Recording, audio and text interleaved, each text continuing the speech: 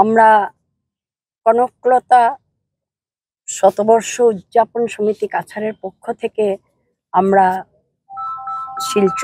শিলচর থেকে গহপুর যাত্রা করেছি গত 22 ডিসেম্বর।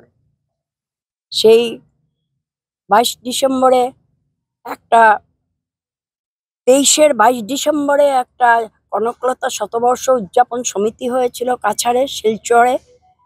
সেই সমিতির উদ্যোগে আমরা কাছাড় জেলার বিভিন্ন জায়গায় বিভিন্ন স্থানে শিক্ষা প্রতিষ্ঠানে আমরা সাংস্কৃতিক অনুষ্ঠান আলোচনা সভার মধ্য দিয়ে আমরা 42-এর আন্দোলনে এই বীরাঙ্গনা ভারতবর্ষের এত বড় এত ছোট বয়সে যে বীরাঙ্গনা কনকলতা প্রাণ দিয়েছিল সেই কথাটাই ওনার উদ্দেশ্য এবং আদর্শকে পৌঁছে দেওয়াই ছিল আমাদের লক্ষ্য।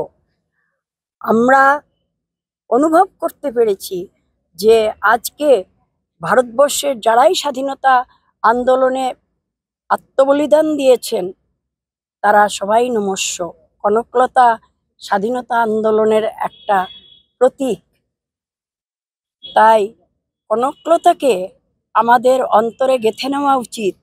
আজকের ছাত্র যুবকদের যে আমরাও আমাদের দেশকে স্বাধীন করে দিয়ে গেছে বলে রক্ষা করা আমাদের দায়িত্ব।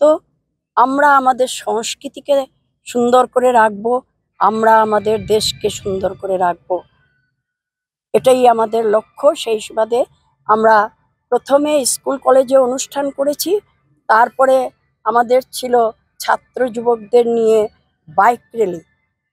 শিলচর থেকে 44 কিলোমিটার ভাগাবাজার পর্যন্ত ক্ষুদিরামের পাদদেশ থেকে আমরা সাইকেল র্যালি করে গিয়েছি। সেখানে গিয়ে অনুষ্ঠান হয়েছে। তার পরবর্তীতে আমরা ভাবলাম ঐতিহাসিক এই গহপুরে যেখানে কনকলতার আত্মবলিদান দিয়েছেন সেই জায়গাতে গিয়ে আমরা পৌঁছবো।